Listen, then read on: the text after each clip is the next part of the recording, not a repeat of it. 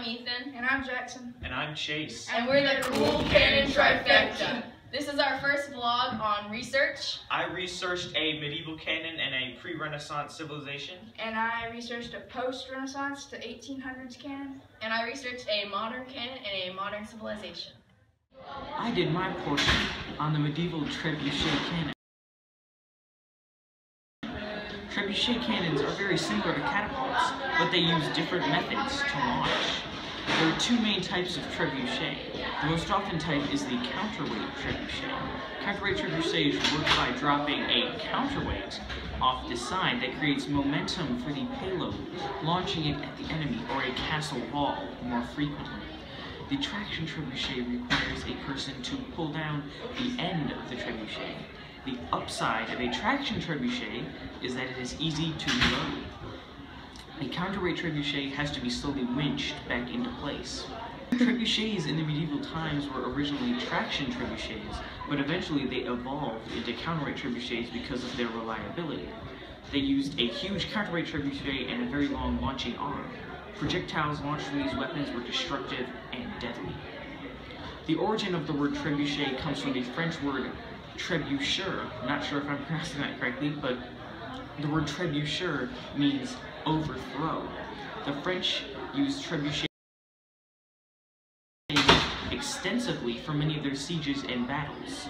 They also used trebuchets to defend their castles against invaders and other threatening forces.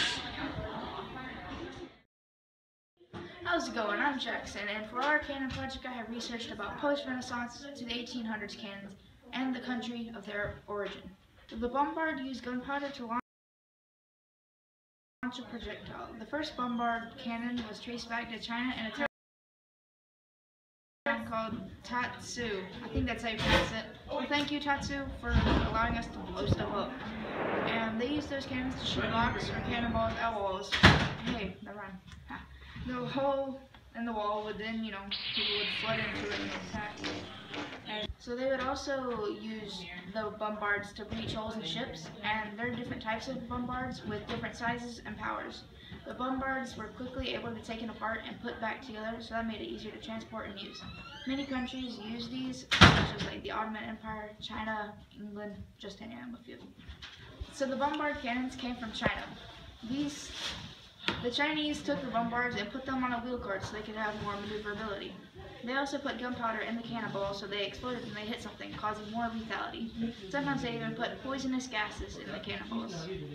Although bombards were used to put holes in ships, the Chinese didn't use them as much as they did on land. Hey everyone, this is the last part of our first vlog episode, and I'm going to be discussing the modern cannon in a modern nation. The cannon I chose to research was the M242 Bushmaster autocannon.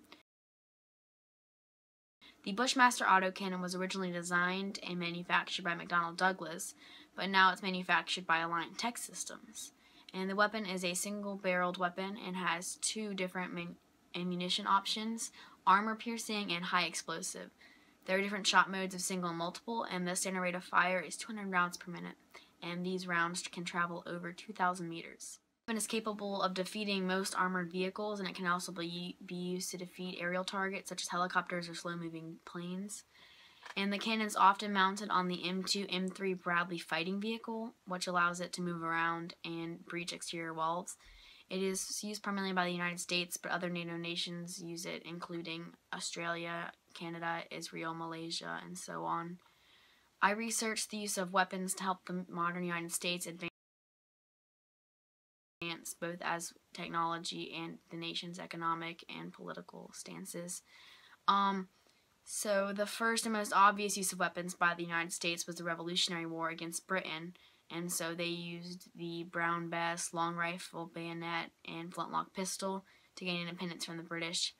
And there was also the first time that the United States used cannons. So the cannons were smooth-bore muzzle-loading cannons, and most of these were 3, 4, 6-pound guns mounted on the wooden carriages, and then 12-pound guns were found in the field, and then even larger guns on fortifications and ships and things like that. Over the years, the United States was involved in many different wars, but two stick out with minor and major advancements, both for technology and the United States of America's global stance, World War I and World War II. So in World War I, handguns were used, but also more advanced rifles. They were, again, some handguns, but one major advancement of World War I was the invention of the tank, and they became very popular. The tank was able to go across almost any terrain and any challenge that the enemies could put against it. So cannons were not really widely used during World War I because of the popular trench warfare. And then World War II brought even more technological advancements, including widespread use of machine and submachine guns. The tanks were again used by both sides, and flamethrowers became a popular weapon along with the everyday shotguns and rifles. The cannons of World War II are mounted and were not as popular or widely used as the howitzer and the mortar were during World War II. And so after World War II, the United States was involved in smaller wars, but not really anything that brought along any huge technological advancements or any huge global advancements in the position of the United States of America. But they continued using their weapons from World War II with improvements and additions as technology increased, and the United States is currently involved in the wars on terrorism. So that's my video on the M242 Bushmaster autocannon and the modern United States.